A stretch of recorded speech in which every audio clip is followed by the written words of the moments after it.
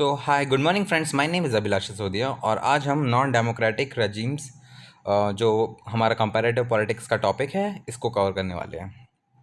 ठीक है, तो पॉलिटिकल सिस्टम दो प्रकार के होते हैं, democratic regimes and non democratic regimes. Democratic regimes में क्या होता है, government is elected and responsible to the people, and non democratic regimes में क्या होता है, government is not elected and is not responsible to the people.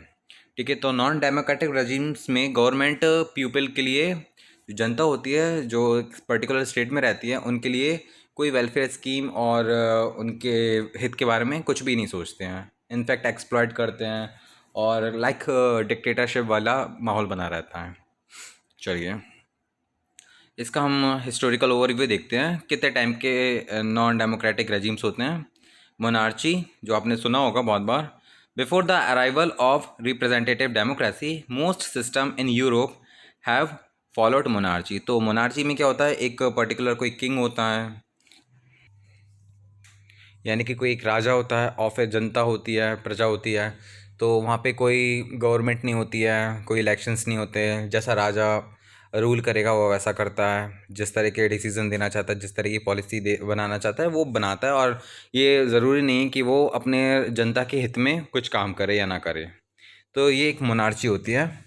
ठीक है, और फिर मतलब गवर्नमेंट अकाउंटेबल नहीं होती है पब्लिक के लिए।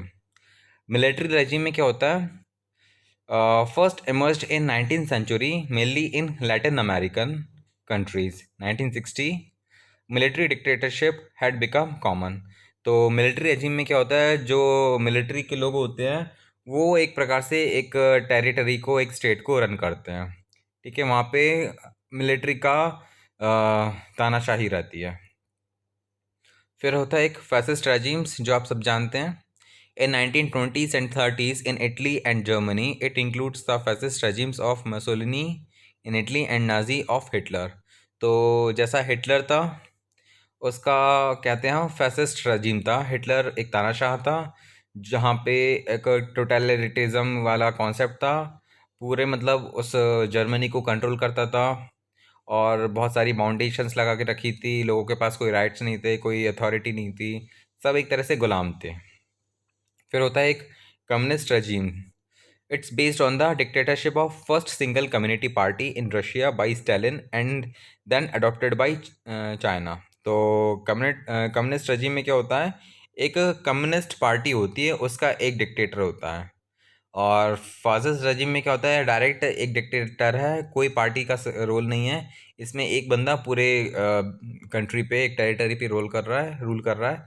और कम्युनिस्ट में क्या होता है, पूरी जो कंट्री है वहाँ पे कम्युनिज्म का कॉन्सेप्ट, जहाँ पे पब्लिक अथॉरिटी रहती है, पब्लिक ओनिंग रहती है, प्राइवेट प्रॉपर्टी का कोई कॉन्सेप्ट नहीं होता। लेकिन उस कम्युनिस्ट में भी एक पर्सन जो पूरे कम्युनिज्म को, पूरे कम्युनिस्ट अथॉरिटी को, लोकेलिटी को संभाले रहता है।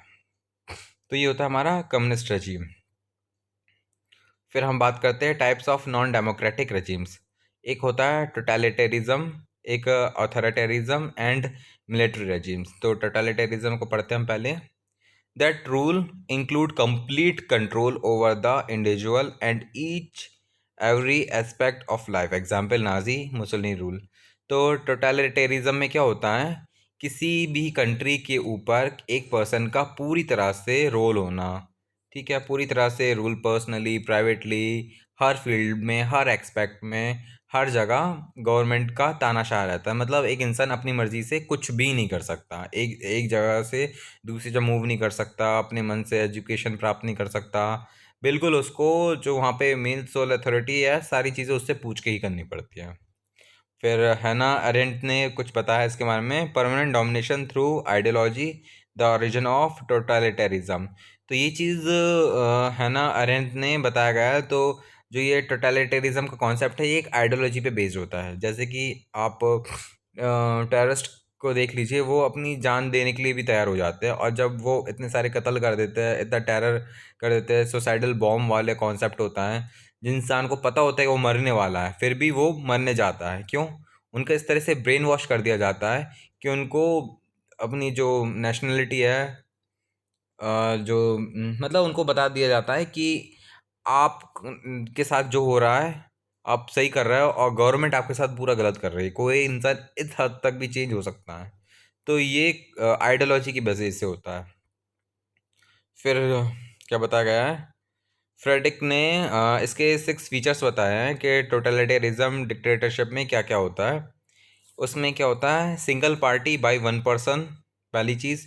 ए टेररिस्टिक पुलिस, ठीक है, एक पार्टी होती है, फिर इसमें एक टेररिस्टिक पुलिस होती है। पार्टी मतलब उस पुलिस की मदद से फोर्सफुली लोगों को कंट्रोल करती है। ए कम्युनिकेशन एंड वेपन मोनोपोली, वहाँ पे कम्युनिकेशन बिल्कुल ज़ीरो हो जाता है, कोई किसी से कम्युनिकेट नहीं कर सकता। और फिर वेपन की मोनोपोली होती है, वेपन हथियारों की वजह से सबको डराया जाता है। अ सेंट्रली डायरेक्टेड इकोनॉमी की, और जो भी अर्थव्यवस्था है वो पूरी एक जगह पे कॉन्सेंट्रेटेड होती है, जो डिक्टेटर है उसके हाथों में। तो ये कुछ फीचर्स है जो कि टोटलिटेरिज्म में मौजूद होते हैं। अब हम बात करेंगे अथॉरिटेरिज्म में। It does not seek a high level of control like totalitarianism, limited political pluralism, absence of elaborate and guiding ideology and mobilisation. तो अथॉरिटेरिज्म में क्या होता है, ये उस लेवल का नहीं होता जिस तरह का टोटलिटेरिज्म होता है। इसमें थोड़ा बहुत ये उससे लीनियंट होता है, ठीक है, लेकिन इतना भी नहीं होता। इसमें दो पार्टीज हो सकती हैं, लेकिन रिस्ट्रिक्शंस बाकायदा रहती है, थोड़ी बहुत फ्रीडम रहती है, थोड़ी बहुत लोग अपने हक का काम कर सकते हैं। मोबिलाइजेशन में यानी कि एक जगह से दूसरी जगह मूव करने में परमिशन लेनी पड़ती है। तो ये मतलब आप ऐसे कंपेयर कर सकते हैं, अथॉरिटेरिज्म थोड़ा सा लीनियंट होता है। फिर इसमें है एक ब्यूरोक्रेटिक अथॉरिटेरिज्म। ब्यूरोक्रेटिक से आप समझ जाएंगे कि ये ब्यूरोक्रेसी की बात हो रही है। Rule by the alliance of military leaders, civilian technocrat और ब्यूरोक्रेटिक्स। सिविलियन टेक्नोक्रेट को ब्यूरोक्रेट्स बोलते हैं, जो पॉलिसी एक्सपर्ट होते हैं, जो पॉलिसी बनाने में बहुत माहिर होते हैं। एंड लीडिंग बिजनेस सेक्टर्स, यानी कि जो ब्यूरोक्रेटिक अथॉरिटेरिज्म का कॉन्सेप्ट है, अगर किसी को चलाना है तो इसमें 3 लोगों का बहुत ज़रूरी है। एक मिलिट्री जो लोगों को संभाले, पॉलिसी मेकर्स जो पॉलिसीज बनाते हैं, और फिर इकोनॉमिक के लिए हमें कैपिटलिस्ट की ज़रूरत पड़ती है। तो इन तीनों लोग जब ये मिक्स होते हैं तब जाके ये ब्यूरोक्रेटिक अथॉरिटेरिज्म का जो इस टाइप का जो रूल है, जिस इस टाइप की रजीम्स हैं, इसको चलन में ला पाते हैं। फिर हम बात करते हैं मिलिट्री रेजिम्स के बारे में, ये लास्ट है हमारा।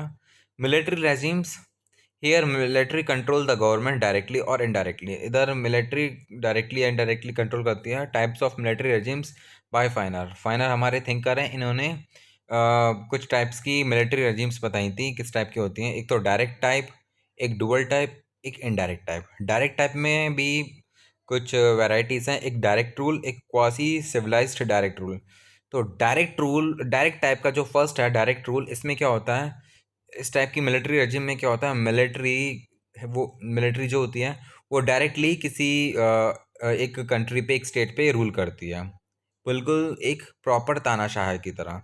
क्वाजी सिविलाइज्ड डायरेक्ट रूल में भी डायरेक्टली करती है, लेकिन जनता को थोड़ा सा एक तरह से एहसास दिला देती है कि जनता चूज़ कर रही है अपना जो लीडर है, अपना जो वॉलंटियर है उसको चूज़ कर रही है। लेकिन ये चीज़ पहले से सबको पता होता है कि कौन जीतने वाला है। मतलब एक तरह से लोगों को गुमराह कर देते हैं कि आपसे पूछ के किया जा रहा है, लेकिन उनसे पूछ के मतलब एक तरह की फॉर्मेलिटी पूरी करते हैं। तो इसे बोलते हैं क्वाजी सिविलाइज्ड डायरेक्ट रूल। फिर है एक dual type, dictator, head of civilian government and military. तो जो डिक्टेटर होता है वो सिविलियन गवर्नमेंट और मिलिट्री का हेड होता है, यानी कि गवर्नमेंट होती है, यानी कि एक डिक्टेटर होता है, जो एक मिलिट्री का डिक्टेटर होता है, वो एक पार्टिसिपेटरी गवर्नमेंट को कह सकते हैं हायर करता है, जो कि उस स्टेट को रूल करता है। यानी कि एक गवर्नमेंट पपेट का काम करती है। मेन जो रोल है, जो मेन कॉन्सेप्ट है, जो भी रूल्स एंड रेगुलेशंस बनाए जा रहे हैं, जो राज्य चल रहा है, वो मिलिट्री डिक्टेटर का चल रहा है, लेकिन गवर्नमेंट के ज़रिए करवाया जा रहा है, ठीक है। फिर इनडायरेक्ट टाइप में क्या होता है, इनडायरेक्ट, कंप्लीट और लिमिटेड। इनडायरेक्ट में क्या होता है कि गवर्नमेंट वैसे मेन होती है, गवर्नमेंट का ही क्या बोलते हैं, कैंडिडेट्स खड़ा होता है, वही जीतता है, लेकिन पीछे से जो हाथ मिलिट्री के जो डिक्टेटर का होता है। यानी कि इसमें दोनों साथ में रूल करते हैं, ठीक है। देखने में क्या लगता है कि गवर्नमेंट रूल कर रही है, लेकिन पीठ पीछे जो मिलिट्री आर्मी है, जो मिलिट्री के लोग हैं, उनका रोल रहता है। तो चलिए यहाँ पे हमारा वीडियो ख़त्म होता है। आई होप आपको ये समझ आया होगा। प्लीज़ वीडियो पसंद आए तो प्लीज़ इस चैनल को लाइक कीजिएगा एंड सब्सक्राइब कीजिएगा। Thank you so much.